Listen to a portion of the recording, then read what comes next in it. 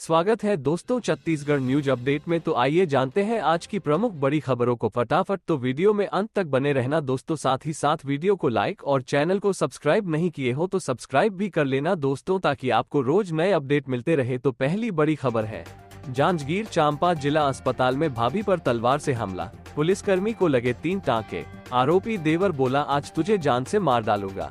जांजगीर चांपा जिले में मारपीट से घायल महिला बिमला बाई जिला अस्पताल में मुलाहजा के लिए गई थी। इस दौरान देवर जीवन कश्यप हत्या करने की नीयत से तलवार लेकर जिला अस्पताल पहुंचा। यहां महिला पर हमला कर दिया, जिसे बचाने के दौरान आरक्षक जयप्रकाश टंडन के हथेली पर चोट आई है। पूरा मामला सिटी कोतवाली थाना क्षेत्र का है। मिली जानकारी अनुसार पीड़ित महिला बिमला बाई मुनून गांव निवासी ने सिटी कोतवाली में रिपोर्ट दर्ज कराई। वो अपने बेटे को काम करने को लेकर गाली गलौज कर रही थी, जिसे सुनकर देवर जीवन कश्यप ने मुझे गाली गलौज कर रही हो कहकर डंडे से मारपीट की। इस दौरान चिल्लाने की आवाज सुनकर आसपास के पड़ोसी आए, तब तक वह भाग गया था। मारपीट से पैर में चोट के निशान है। सिटी कोतवाली थाने में रिपोर्ट दर्ज कराई। इसके बाद पुलिस आरक्षक जयप्रकाश टंडन जिला अस्पताल मुलाहजा कराने लेकर गए थे। देवर जीवन कश्यप को पता चला कि रिपोर्ट दर्ज करने पहुंची है। इस बात से वह आक्रोशित होकर तलवार लेकर जिला अस्पताल पहुंचा। अस्पताल में गाली गलौज करने लगा। पुलिस के सामने जान से मार डालूंगा कहते हुए तलवार को गर्दन के पास ले जाकर मरने की कोशिश की। इस दौरान पुलिस आरक्षक जयप्रकाश टंडन अपने हाथ में तलवार को पकड़ा, जिससे हथेली पर चोट आई है। पुलिस आरक्षक के हाथ में 3 टांके लगे हैं। अगर आरक्षक नहीं रोकता तो जीवन कश्यप अपनी भाभी की हत्या कर देता। घटना के बाद आरोपी जीवन कश्यप जिला अस्पताल परिसर से तलवार को खुले में लहराते हुए अपने स्कॉर्पियो वाहन से मौके पर से फरार हो गया था, लेकिन पुलिस ने आरोपी को पकड़ लिया। वो स्कॉर्पियो को शिव मंदिर चंदनिया में छोड़ दिया और पैदल केरा रोड तरफ भाग रहा था। पुलिस ने आरोपी को गिरफ्तार कर लिया है। साथ ही तलवार को स्कॉर्पियो से जब्त किया गया है। इसके बाद आरोपी जीवन कश्यप 30 वर्ष का कचहरी चौक से जुलूस निकाला गया, जहां से कोर्ट में पेश किया गया। आरोपी को जेल भेज दिया गया है। साथ ही अगली बड़ी खबर सामने आई है, चोरी के 2 आरोपी गिरफ्तार, जंगल में छिपाकर रखे थे कैश, 14 लाख रुपए बरामद। महासमुंद सरायपाली में हुई 2 बड़ी चोरी के आरोपियों को एफआईआर होने के कुछ घंटे के भीतर ही पुलिस ने गिरफ्तार कर लिया। चोरी के 2 मामलों में शामिल दोनों आरोपियों से चोरी के 14,06,000 रुपए नकदी, बैंक पासबुक व आधार कार्ड बरामद किया गया है। बता दें कि दोनों आरोपी आदतन अपराधी है। आरोपियों ने शटर का बिना ताला तोड़े अंदर घुसकर चोरी की वारदात को अंजाम दिया था। 4 मार्च 2024 को प्रार्थी कृष्ण कुमार साहू पिता पुरुषोत्तम साहू निवासी भंवरपुर रोड सरायपाली ने थाने में चोरी का रिपोर्ट दर्ज कराया था। उन्होंने बताया कि 2 मार्च 2024 की मध्य रात्रि अज्ञात चोर ने उसके दुकान का शटर तोड़े बिना दुकान में घुसकर गल्ले से 14 लाख रुपए नकद एवं एक चेक को चोरी कर लिया है। इस पर थाना सरायपाली में अपराध दर्ज कर पुलिस ने विवेचना में लिया था। मुखबिरों से पूछताछ और सीसीटीवी फुटेज के आधार पर आरोपियों को गिरफ्तार किया गया। पूछताछ में आरोपी गिरधारी वैष्णव पिता रविशंकर वैष्णव झिलमिल, शंकर साहू पिता स्वर्गीय गणपत साहू सरायपाली ने अपना अपराध कबूल किया। आरोपियों ने बताया कि 2/3/2024 की रात्रि कृष्ण कुमार साहू के मेडिकल स्टोर एवं प्रवीण अग्रवाल के छड़ सीमेंट के दुकान में चोरी किए हैं। चोरी किया हुआ पूरा पैसा बेला बाजार के पास जंगल में छिपा कर रखे हैं। इस पर आरोपियों के मेमोरेंडम के आधार पर कुल 14,06,000 रुपए जब्त किया गया एवं आरोपियों को गिरफ्तार कर न्यायिक हिरासत में जेल भेजा गया। इसी के साथ ही अगली बड़ी खबर सामने आई है, कोई व्यक्ति किसी भी धर्म को अपनाए इसमें कोई आपत्ति नहीं। सीएम विष्णुदेव का धर्मांतरण को लेकर बड़ा बयान। दुर्ग छत्तीसगढ़ में लगातार हो रहे धर्मांतरण को लेकर अब छत्तीसगढ़ की बीजेपी की विष्णुदेव साय सरकार एक्शन मोड पर है। विधानसभा में सरकार ने गैर कानूनी धर्मांतरण रोकने के लिए बिल पारित किया है। इन सबके बीच मुख्यमंत्री विष्णुदेव का धर्मांतरण को लेकर बड़ा बयान सामने आया है। बता दें कि सीएम साय ने धर्मांतरण को लेकर कहा, भारत देश एक धर्मनिरपेक्ष देश है। कोई व्यक्ति किसी भी धर्म को अपनाए इसमें कोई आपत्ति नहीं है, लेकिन गरीबी, अशिक्षा और प्रलोभन देकर या बहला फुसलाकर किसी का धर्म परिवर्तन कराया जाता है, ये गलत बात है और यह बर्दाश्त नहीं होगा। दरअसल छत्तीसगढ़ में लगातार धर्मांतरण के मामले सामने आ रहे हैं। रविवार को दुर्ग शहर में एक धर्मांतरण का मामला सामने आया था, जिसमें हिंदूवादी संगठन और मिशनरी समुदाय के लोगों के बीच जमकर मारपीट भी हुई। फिलहाल मामले की विवेचना की जा रही है। विधानसभा में सरकार ने गैर कानूनी धर्मांतरण रोकने के लिए बिल पारित किया है। साथ ही अगली बड़ी खबर सामने आई है। एक ही दिन शादी, एक ही हादसे में जीजा साले की मौत। बलौदाबाजार में विवाह समारोह से लौट रहे थे दोनों, वाहन की टक्कर से गई जान।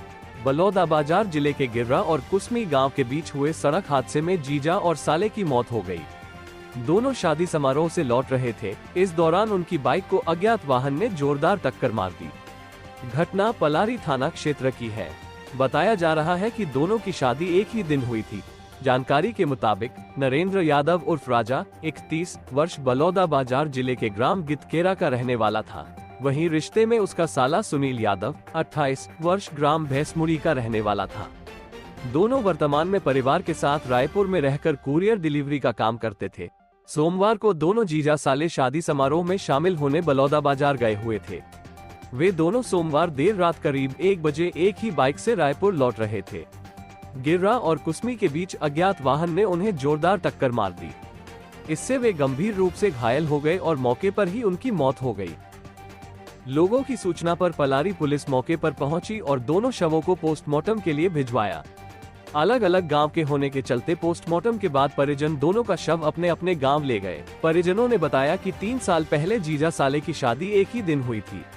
दोनों के 2 साल के बेटे हैं। संयोग ही है कि एक ही दिन शादी के बाद अब दोनों एक ही साथ दुनिया भी छोड़कर चले गए। इधर पलारी थाना पुलिस अज्ञात आरोपी की तलाश में जुट गई है। इसके लिए पुलिस सीसीटीवी कैमरे खंगाल रही है। घटनास्थल से पलारी तक कई सीसीटीवी कैमरे लगे हुए हैं, इसलिए पुलिस को आशंका है कि किसी न किसी कैमरे आरोपी का सुराग जरूर मिलेगा। बने रहिए दोस्तों। साथ ही अगली बड़ी खबर सामने आई है। अमर अग्रवाल गिरफ्तार। जमीन विवाद पर भाजपा नेता पर चलाई थी गोली। रायगढ़। जमीन विवाद पर भाजपा नेता को गोली मारने वाले आप नेता अमर अग्रवाल को रायगढ़ पुलिस ने महज 10 घंटे के भीतर गिरफ्तार करने में कामयाबी पाई है। पुलिस ने दिल्ली भागने की जुगत में आरोपी को रायपुर एयरपोर्ट में धर दबोचा। इधर घायल भाजपा नेता गोपाल गिरी का रायगढ़ मेडिकल कॉलेज हॉस्पिटल में उपचार जारी है, जहां उसकी स्थिति स्थिर बताई गई है। बता दें कि सोमवार को जमीन विवाद पर खरसिया में आप नेता अमर अग्रवाल के भाजपा नेता गोपाल गिरी को गोली मारे जाने की खबर से सनसनी मच गई थी। घायल गोपाल गिरी को खरसिया सामुदायिक स्वास्थ्य केंद्र लाया गया, जहां प्राथमिक उपचार के बाद स्थिति को देखते हुए रायगढ़ मेडिकल कॉलेज रेफर किया गया था। इस मामले में पुलिस ने अपराध क्रमांक 134/24 धारा 294, 307, 506 IPC, 25, 27 आर्म्स एक्ट पंजीबद्ध कर विवेचना में लिया। मामले में विशेष टीम गठित कर आरोपी की पतासाजी प्रारंभ किया गया। जांच में मालूम हुआ कि आरोपी दिल्ली भागने के फिराक में है। इस रायपुर एयरपोर्ट पहुंचकर रायगढ़ पुलिस ने रायपुर क्राइम ब्रांच के साथ मिलकर आरोपी को गिरफ्तार किया। साथ ही अगली बड़ी खबर सामने आई है। हावड़ा मुंबई मेल और शालीमार एक्सप्रेस में चोरी। AC कोच में घुसकर 3 यात्रियों का 5 लाख नकद और गहने समेत 12 लाख का सामान पार। छत्तीसगढ़ से होकर चलने वाली शालीमार कुर्ला एक्सप्रेस और हावड़ा मुंबई मेल के AC कोच में चोरों ने धावा बोल दिया और 3 यात्रियों के सामान को अपना निशाना बना लिया। चोरों ने ट्रॉली बैग और सूटकेस में रखे नकद और गहनों के साथ ही करीब 12 लाख का माल पार कर दिया। सुबह जब यात्रियों की नींद खुली तब उन्हें चोरी का पता चला, जिसके बाद कोच में हड़कंप मच गया। यात्रियों ने रायपुर रेलवे स्टेशन पर पहुंचकर घटना की रिपोर्ट GRP थाने में दर्ज कराई। आशंका जताई जा रही है कि चोर रायगढ़ से बिलासपुर के बीच AC कोच में चढ़े थे।